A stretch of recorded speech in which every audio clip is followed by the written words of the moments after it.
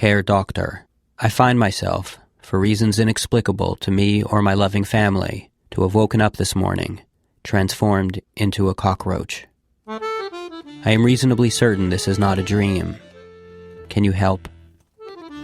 I am usually in very fine fettle in the morning, but as a result of my new condition, I find myself unable to go into work. And while my life has never been what you might call a bed of roses, this unfortunate turn of events has certainly made it worse. By way of example, this letter has been composed by painstakingly mashing my antennae into the keys of my father's typewriter. It has taken me close to 4 hours and has left me with a horrendous migraine. I write to you because I have heard of your brilliance and your keen appreciation for the absurdity of this world. Please help. Yours, Gregor Samsa, Prague.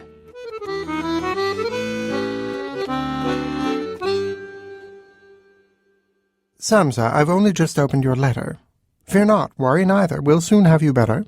You might feel like a freak, but I'll make you quite well. Your problem's unique, yet your name rings a bell. A silkworm I knew used to live in a trillium. I think his name was Samsa, or was it Fitzwilliam?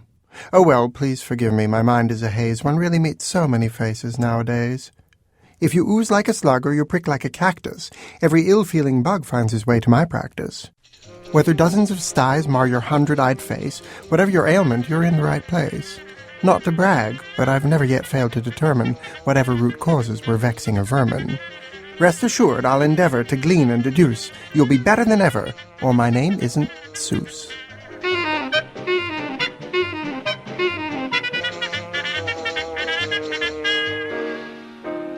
Dear Dr. Seuss, perhaps you do not understand, and for this, I am probably to blame for not having made this point more clear.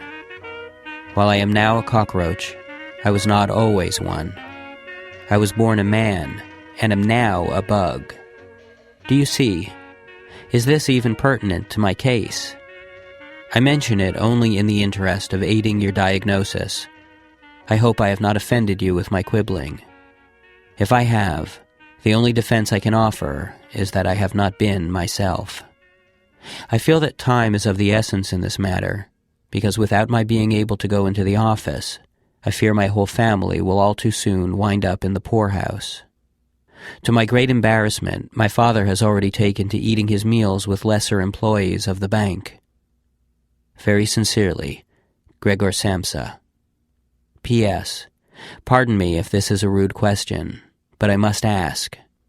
Is metrical rhyme an American mode of correspondence? If so, I apologize for not responding in kind. Were circumstances different, that is, were I not a bug, I would have very much enjoyed the challenge. As it is, though, typing even the simplest of prose taxes me for hours.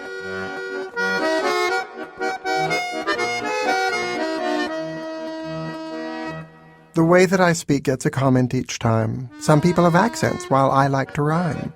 Just as those who I treat might have thorax or stinger, but nothing that ever resembled a finger, it's simply my way, I mean nothing by it. If you'd digits to type with, I'd tell you to try it.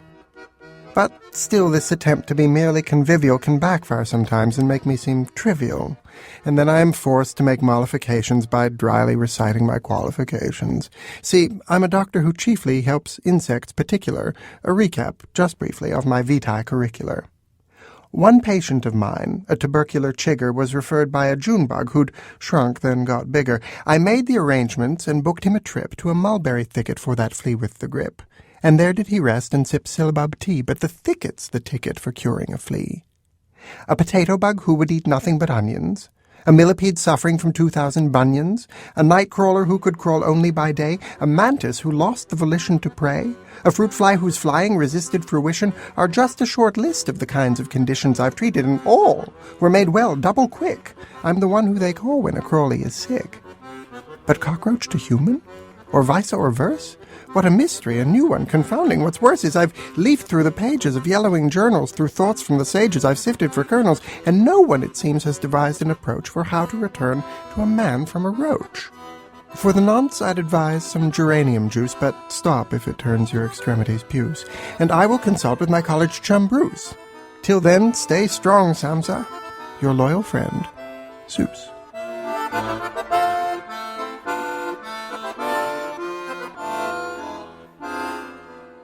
Dear Doctor, please forgive me for my presumption, but I fear you may not appreciate the gravity of my situation. I am a hideous monster, and I'm only getting worse.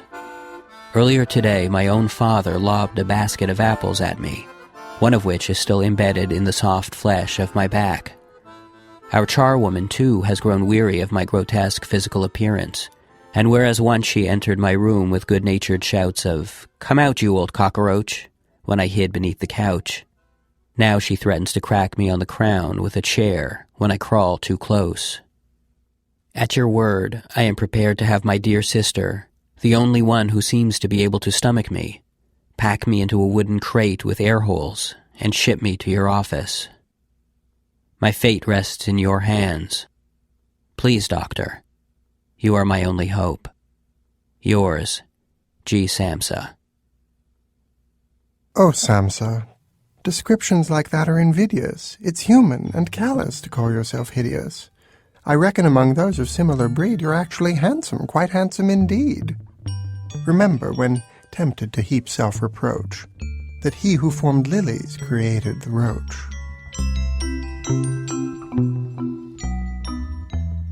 But now to this new fact with which I must grapple. You say you've been wounded, that now there's an apple that's currently making its home in your back? Is it in the soft tissue? Did your carapace crack? I've questioned my colleagues and asked my attorney about your perhaps maybe making the journey to see me and thereby see your problems ended. Alas, the consensus is not recommended. The trip is too long and they would not allow a cockroach through customs, plus I don't see how it would anyway help ease your suffering and pain. The cost of the postage alone is insane. But do not lose hope. Disregard the above. I have news. I've engaged the services of a carrier jubjub bird flying to you, and in his beak berries, one green and one blue. Chew the blue 30 times, and the green 32. In a week's time, you'll see that you'll be good as new. Now rest and eat lots of magnolia custard and rosehip soufflé and some dewdrops, with mustard. And pay special mind if you're starting to blister. Wash the area daily. You mentioned a sister? Is she the one there who might broker a truce? Samsa, please take good care. Concernedly, Seuss.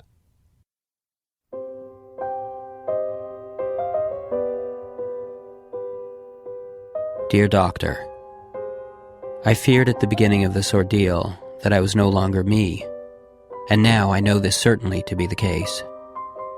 At first I thought my change had to do merely with the physical, with this horrifying metamorphosis, but now I see that it is much deeper than that. I used to wonder, in my idle moments in a train carriage or an unfamiliar hotel bedroom when I was still traveling for my work, what might I do if ever my scant good fortune ran out? Well, Gregor, I used to think to myself, that would be easy. If I ever became a burden to the family, I would simply walk out the front door and throw myself in front of a team of carriage horses. You have told me to stay strong, not to give up, as if the two were opposite things. But I'm afraid you are mistaken. We both are. Sometimes, to give oneself up, one must be strong.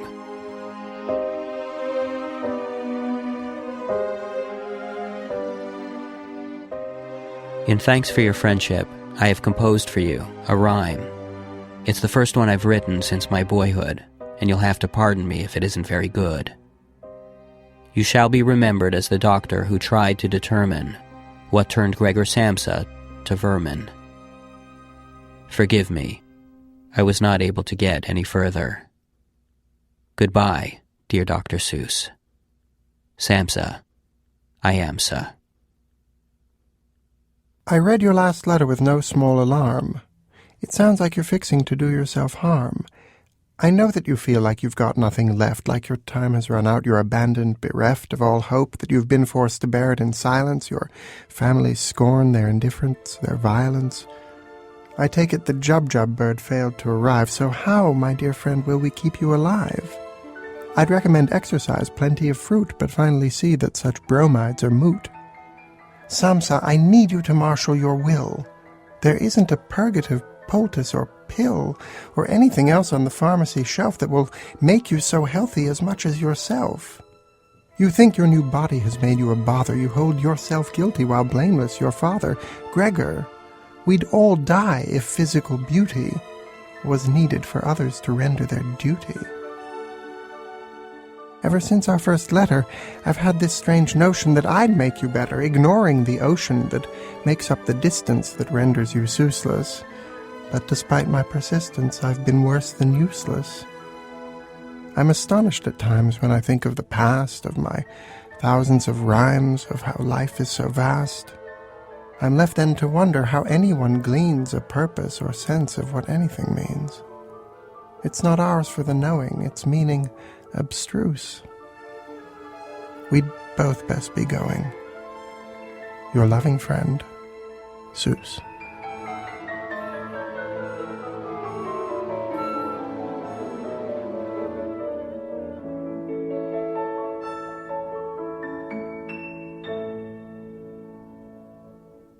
Dear Doctor, I found your letters among my brother's things when my parents and I were cleaning out our flat in preparation of moving. It is my sad duty to inform you that Gregor died some 3 weeks ago, perhaps from his injury, an act for which my father blamed himself for days on end, although I doubt it. I think Gregor may well have starved himself to death. When the charwoman found him, she pushed at his body with the handle of her broom, and he slid across the floor with no more weight than a dried leaf.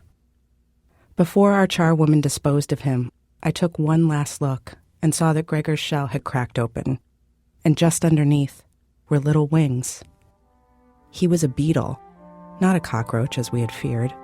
A beetle, nothing more. Even the word is lovely. I know that ever since his childhood, Gregor had always had very vivid dreams of flight that left him happy in the morning. If only he himself had known, I kept thinking. At any rate, dear doctor, I thought you should know what befell my poor brother, and to thank you for all your efforts in his behalf. If you should find yourself ever in Prague, please consider yourself most welcome in our home. Sincerely, Gregor Samsa.